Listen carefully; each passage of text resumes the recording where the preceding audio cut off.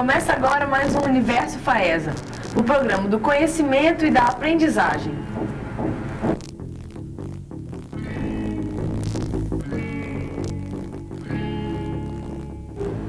Ed Lopes é estilista e artista plástica e encontrou na reciclagem uma ótima oportunidade de criação e investimento.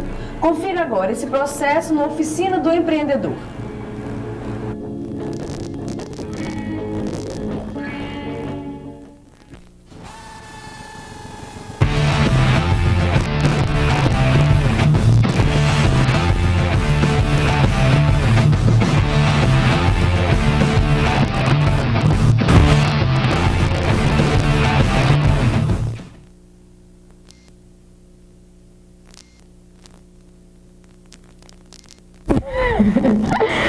Bom, eu sou estilista e artista plástica e eu tenho um ateliê que eu mexo com materiais reciclados,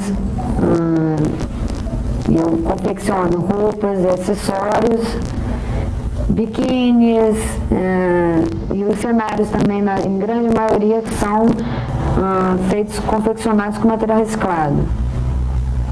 Mas mexo também com pinturas, né, no caso, porque às vezes necessita do trabalho e eu faço esse tipo de coisa também. Mexo com de tudo um pouco, faço esculturas com material reciclado, então mexo com de tudo um pouco, né. Bom, eu comecei mexendo assim, mas com biquínis, com material reciclado, né, para vender, que eu comecei fazendo para mim e surgiu a oportunidade que todo mundo estava comentando, querendo, então eu resolvi fazer para vender. E atualmente eu mexo com cenários, figurinos, né, e faço roupas com material reciclado, roupas e acessórios com material reciclado. Eu comecei, no caso, eu mesmo fazendo tudo. Eu costurava, bordava, né, procurava tentar fazer tudo. Só que hoje em dia eu tive que terceirizar meu trabalho porque são várias, como eu estou mexendo com várias áreas, então ficou meio complicado de eu fazer tudo sozinha. Então eu tenho no mínimo umas 2 ou 3 costureiras que me ajudam, mas a parte de pintar e bordar eu faço questão de fazer. Eu gosto. Porque aí dá a minha identidade na coisa. Foi o seguinte, eu sempre gostei de fazer as minhas roupas e sempre de bolar coisa diferente. E a primeira peça que eu fiz foi uma roupa de tampinha de latinha, que eu ia sair e eu peguei e resolvi fazer a roupa na hora. Então eu bolei até uma camisa Hering, assim, bem assim, foi algo bem caseiro, né? Mas ficou super legal o efeito. E todo mundo perguntava onde é que eu tinha arrumado essa roupa e tal.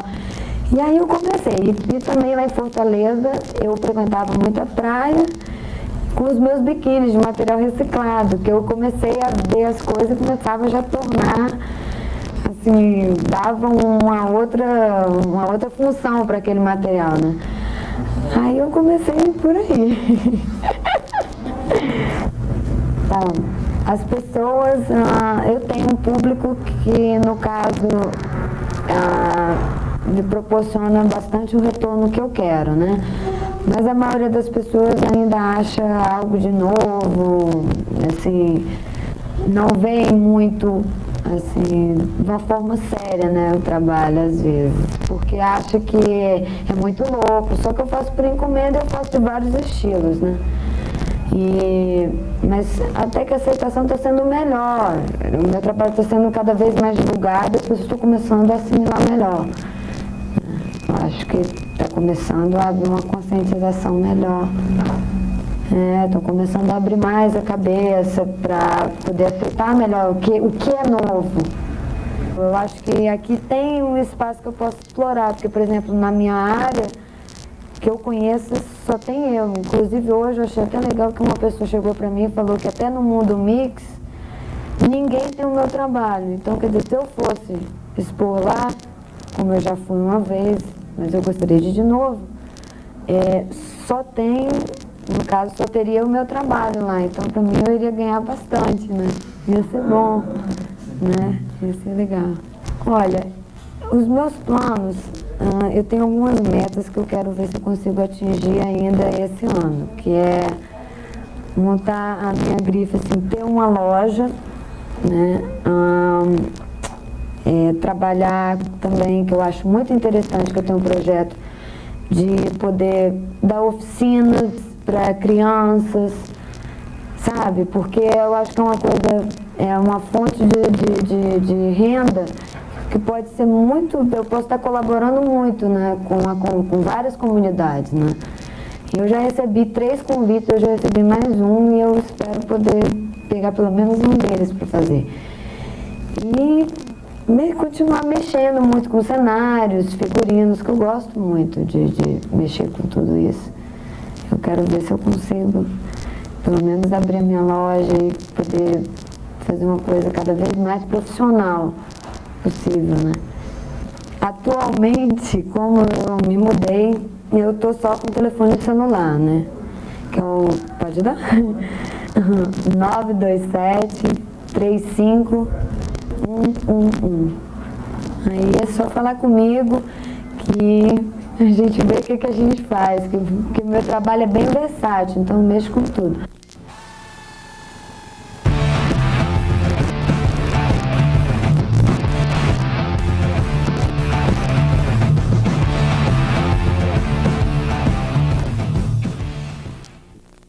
Na maioria das profissões, a voz é uma ferramenta importantíssima.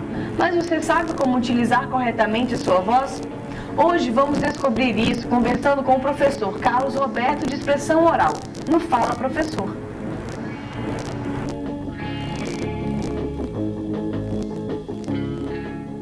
Olá, sou Luiz Rafael, apresentador do Fala Professor.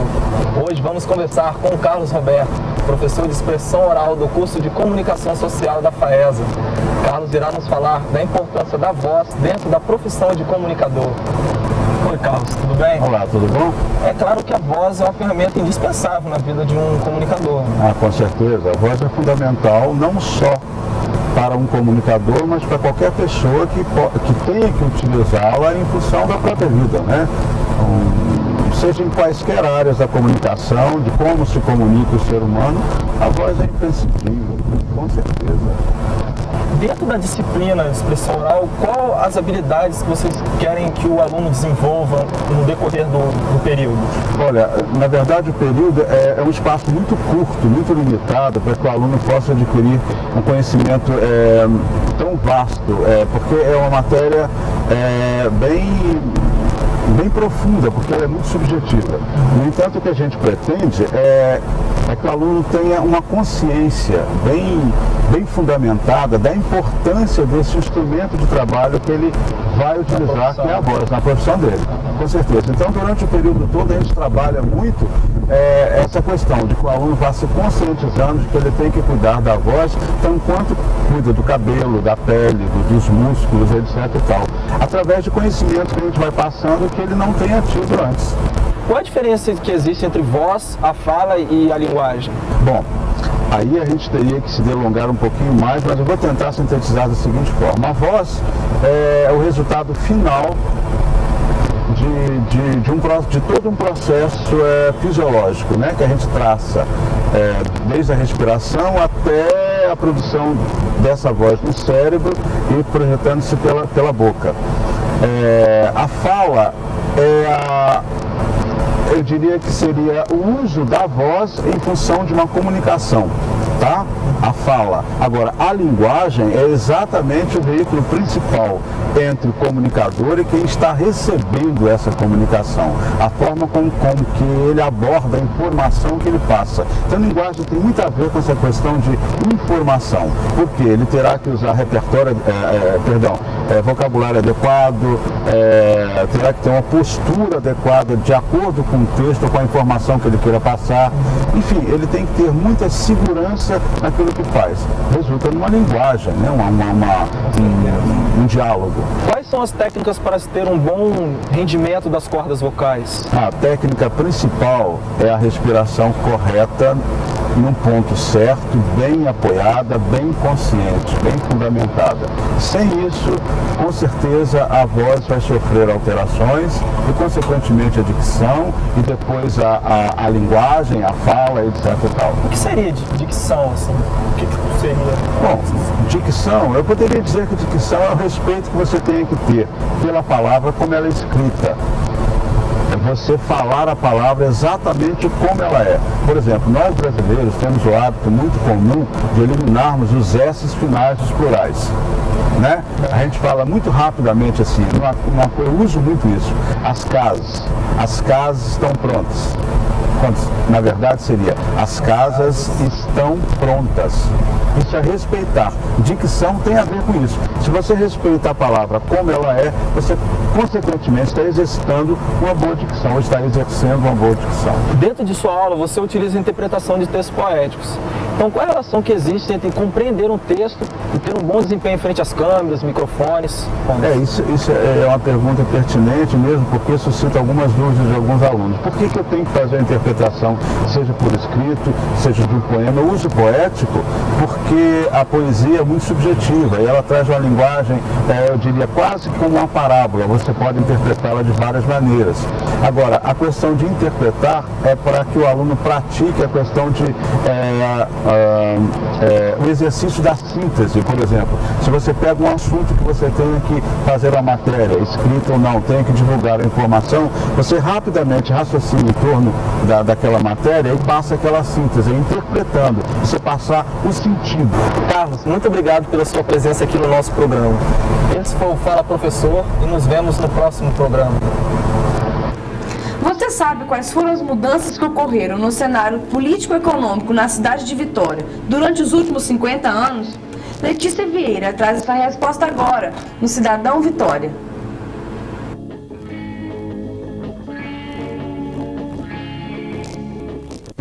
Eu queria saber quais foram as mudanças ocorridas na economia capixaba nos últimos 50 anos.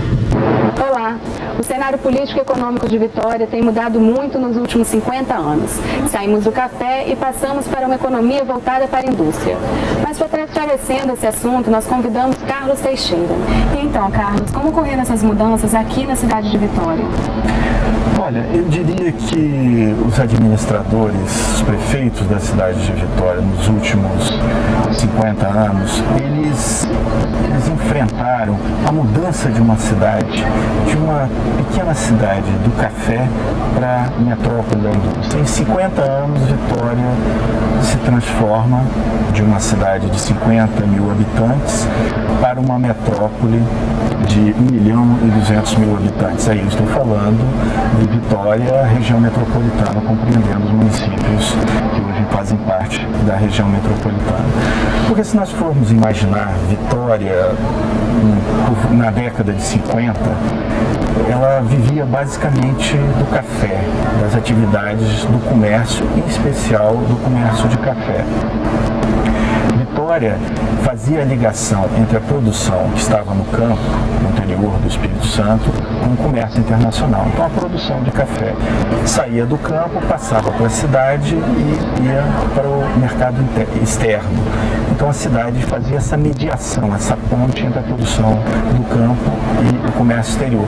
Portanto, a cidade se estrutura para se constituir na base física de sustentação dessa atividade comercial, que era a principal atividade econômica do Estado e que estava centrado em Vitória. Então a crise que vai acontecer na economia do Estado na década de 50, na segunda metade, há uma crise no modelo produtivo do café, em pequena propriedade, em trabalho familiar, sem nenhuma base técnica. Esse modelo entra em estagnação ainda nos anos 50 e a crise de fato vai ocorrer nos anos 60 com a erradicação do café. Então, por conta dessas medidas, os governantes do Estado buscam alternativa econômica para o Espírito Santo a partir da indústria. Que tipo de atividades? A princípio, com os recursos dos incentivos fiscais, dos favores financeiros que criaram o GERES, o BANES, mas, no entanto, isso não transforma a base econômica do Estado, que ainda era agrícola. Apesar do impulso inicial na indústria, o Espírito Santo ainda não se torna um Estado industrial e nem provoca grandes transformações ainda em Vitória. Porém, em seguida, quando o governo do Estado consegue se atrelar à política federal do segundo PND, que estava centrado numa política de criação de polos industriais ao longo do país, o Espírito Santo ele consegue atrair para aqui o polo siderúrgico, a celulose. Então nós vamos ter os grandes projetos se instalando, eu diria aqui em Vitória. E quando eu estou falando aqui em Vitória, eu não estou mais falando Vitória, aquela cidade de 50 mil habitantes, mas estou falando Vitória, a região metropolitana, né, que compreende esses municípios hoje que fazem parte, né, da região metropolitana. E os interesses em torno da cidade, para que a cidade funcionasse bem, já não são mais os interesses ligados apenas às atividades comerciais do café, mas também interesses ligados ao comércio especializado que a cidade vai assumir, aos interesses da indústria, do setor da construção civil, que é um produtor substantivo do espaço da cidade. Então, nesse contexto é que nós podemos imaginar Vitória e a sua transformação de uma pequena cidade que era centrada no café para uma metrópole da indústria com um grau de complexidade de problemas e de dificuldade de enfrentá-los, porque os interesses se transformaram, se tornaram outros. Muito obrigada, Carlos. E se você tem alguma dúvida a respeito da nossa cidade, mande um e-mail pra gente, tvfaesa@faesa.br. Te espero no próximo programa. No pós-graduação de hoje, vamos conversar com o professor Antônio de Melo Cabral. Ele vai esclarecer o que é o mestrado em Ciências Fisiológicas que a FAESA realiza em convênio com a UFES.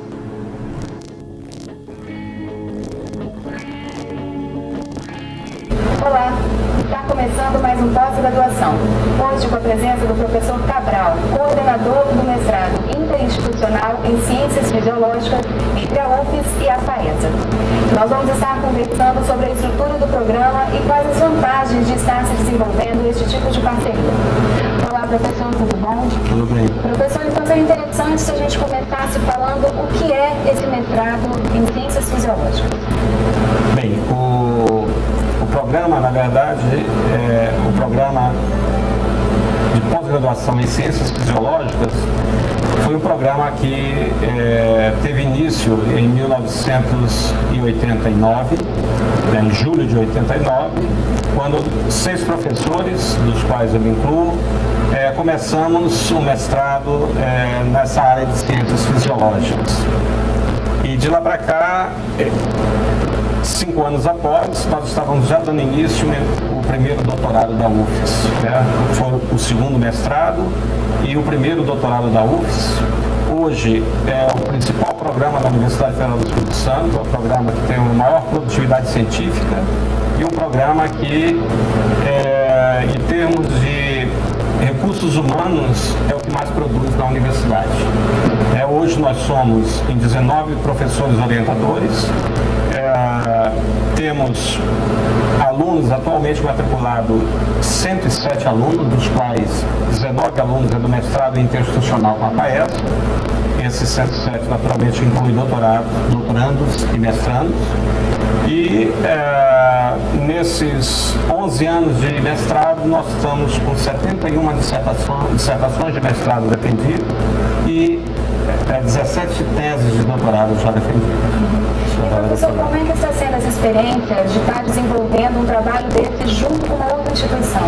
Bom, essa é uma experiência nova para a UFES, né? Nós somos quase quase que pioneiros, começamos logo depois, né, de um outro mestrado interinstitucional, mas podemos considerar que esse começo foi no mesmo ano, portanto somos pioneiros nessa experiência dentro da Universidade Federal do Espírito Santo. Né? E para nós tem sido muito bom, porque isso é um projeto da CAPES, que é uma instituição de capacitação de docentes de nível superior, e que para a Universidade Federal do Espírito Santo está sendo uma coisa nova e uma experiência que realmente leva a Universidade Federal do Espírito Santo além dos seus limites, né, físicos. E quais as finalidades desse programa? Bem, a finalidade desse programa segundo a diretriz da CAPES, é capacitar professores de instituições que não têm mestrado nem doutorado. Né? Então, isso faz com que esses professores não precisem abandonar suas cidades de origem, ficando na sua instituição, dando aula na sua instituição, e além dessa capacitação desses docentes, sem precisar sair da sua base, ainda tem uma vantagem, que é nuclear um grupo de pesquisa dentro dessas instituições que ainda não tem um programa de pós-graduação stricto sensu, como é o mestrado e o doutorado.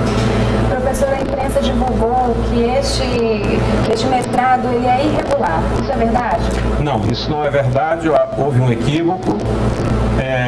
Na verdade, quando a CAPES, na sua diretriz, permitiu a abertura desses programas interinstitucionais, na sua diretriz, a CAPES coloca que os programas de conceito A, são aqueles programas de referência nacional, como é o caso do nosso programa em Ciências Fisiológicas, nós tínhamos a autonomia de abrir esses mestrados interinstitucionais. Então, fizemos tudo de acordo com a diretriz da CAPES, dentro da própria instituição. Esse programa foi aprovado, todo o seu projeto foi aprovado dentro dos conselhos superiores dessa universidade, então passando por todas as instâncias, de acordo com o que diz a diretriz da CAPES. Bom, por hoje é só, espero que tenham gostado. Até o próximo programa. O Grupo Coimex criou a Fundação Otacílio Coser para desenvolver projetos nas áreas de educação e meio ambiente.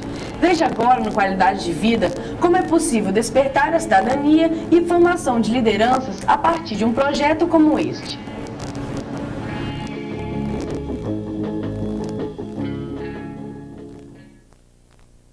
A Fundação Otacílio Coser foi criada com base nos princípios da responsabilidade social e empresarial. O primeiro ano da fundação foi marcado por muitas realizações e por intenso aprendizado.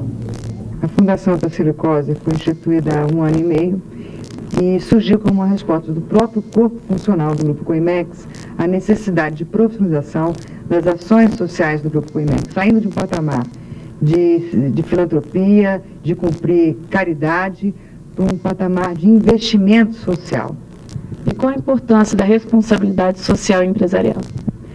A empresa do futuro, a empresa engajada com o processo de globalização e o crescimento, inevitavelmente tem que assumir cada vez mais consciência da sua responsabilidade social, o que implica em ela saber administrar adequadamente seus recursos humanos, recursos naturais e econômicos, respeitando o meio ambiente, a sociedade, sua relação com os seus próprios funcionários e também buscar uma solução profissional de investimento social. Nós temos muitos projetos para serem desenvolvidos numa escala mais ampla. Tivemos ações na área de educação ambiental no ano passado, dentro de alguns projetos, especialmente aquele projeto que nós temos junto ao Morro do Romão e Forte São João. Os núcleos de solidariedade, eles vêm a dar uma formatação mais concreta, mais viável de atuação do voluntariado. Né? Nós temos muito que fazer ainda, sem dúvida, há muito que ser feito. Eu já disse que a Fundação tem 1 ano e meio, né? Para você trabalhar com a disponibilidade das pessoas, a gente tem que ser franco nesse aspecto também. Não adianta dizer que aqui é tudo maravilhoso, nós temos problemas também. Mas temos um desejo institucional de fazer essa mudança, de promover essa mudança. Isso tem que ser valorizado. E muitos funcionários já reconheceram isso, já se engajaram conosco. O trabalho voluntário, ele na verdade é uma atuação onde a pessoa se dispõe a estar atuando de uma forma não remunerada em algum projeto social, alguma causa social, qualquer tipo de ação mesmo que traga algum tipo de benefício para a sociedade, entendeu? E onde a pessoa dispõe de um tempo, né? Muitas vezes a gente acha que o trabalho voluntário é desempenhado por pessoas que têm todo o tempo livre, mas isso não é verdade. Já diversas pesquisas que foram realizadas, nós percebemos que quem desempenha o trabalho voluntário é quem tem o maior compromisso e que são as pessoas que têm uma série de outros afazeres, né? E ela utiliza o seu dom, o seu talento em prol de alguma causa social, em prol de algum trabalho social. Muitas empresas hoje, no processo de seleção, elas utilizam como um dos critérios estar trabalhando, estar desempenhando algum trabalho voluntário. Então, é uma aceitação boa, isso tem que se trabalhar. E no grupo COIMEX, a Fundação Tacílio Cosi tem desempenhado isso. Tem realizado já há um ano um trabalho de estímulo ao voluntariado. Agora, em 2001, nós estamos criando os núcleos de solidariedade, implantando os núcleos de solidariedade dentro das empresas do Grupo COIMEX, justamente com essa intenção de estar organizando o trabalho voluntário e criando um espaço maior de participação social entre os colaboradores. A Fundação Otacílio Cosi desenvolve vários projetos. O de Educação Ambiente tem 4 sedes. A obra social Nossa Senhora das Graças, que vamos conhecer agora, é uma delas. O projeto tem como objetivo desenvolver ações complementares à escola, através da participação da comunidade. A obra social Nossa Senhora das Graças atende crianças de famílias carentes com idade de 7 a 13 anos. A Fundação basicamente atua estimulando a cidadania dessas crianças nos seus diversos etapas, né? Quando ela tem a biblioteca como apoio aos seus trabalhos e também na questão das famílias, com os cursos que a gente tem voltado para a comunidade, cursos de informática, cursos de geração de renda, doces salgados, artesanatos, várias maneiras que nós podemos estar junto com a comunidade, com as crianças. Além do trabalho realizado para incentivar a leitura, na biblioteca as crianças participam da produção de textos para teatro, festival de poesias, maratona de trovas e produção de livros coletivos. A biblioteca é utilizada como espaço pedagógico, como atividade de leituras e criatividade, eles criam personagens, eles criam histórias. E nós criamos o Canto do Conto para a utilização tanto das crianças como nós, os professores, eu também, contarmos histórias e teatrinhos. Aqui é muito bom a biblioteca. A obra também. E a sala de informática também, você já teve aulas lá? Já. Eu aprendi a mexer. É muito bom. Wagner, tem quanto tempo que você está aqui na obra? 2 anos. E você, o que você aprende aqui? Aprendo ler, escrever, desenhar. Um monte de coisa. Você gosta desse momento aqui na biblioteca? Gosto. E o que você mais gosta de fazer aqui? Anotar as letrinhas.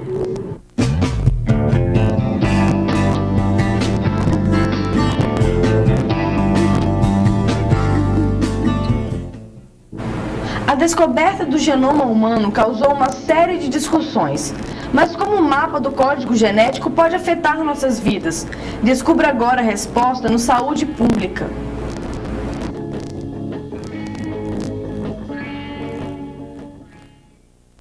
O projeto Genoma surgiu com a ideia de revolucionar a ciência, tornando-se possível mapear as sequências do DNA e, com isso, identificar quais são as bases que o compõem, podendo assim melhorar a qualidade de vida para as futuras gerações.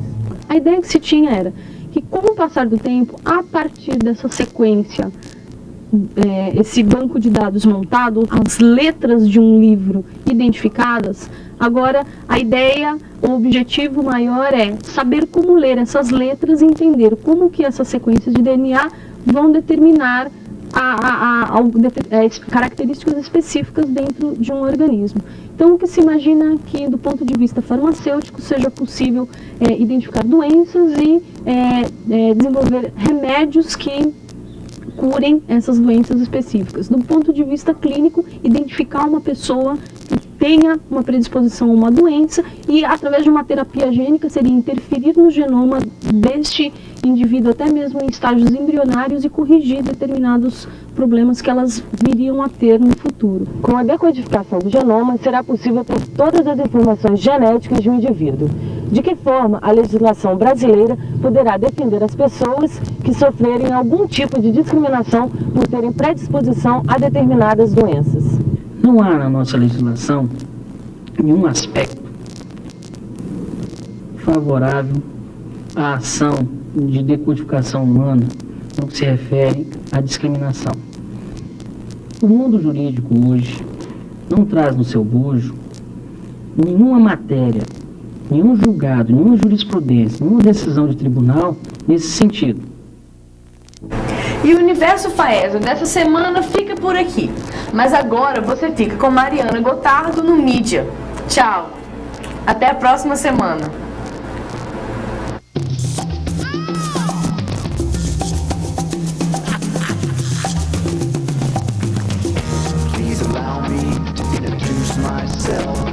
I'm a man of wealth and taste.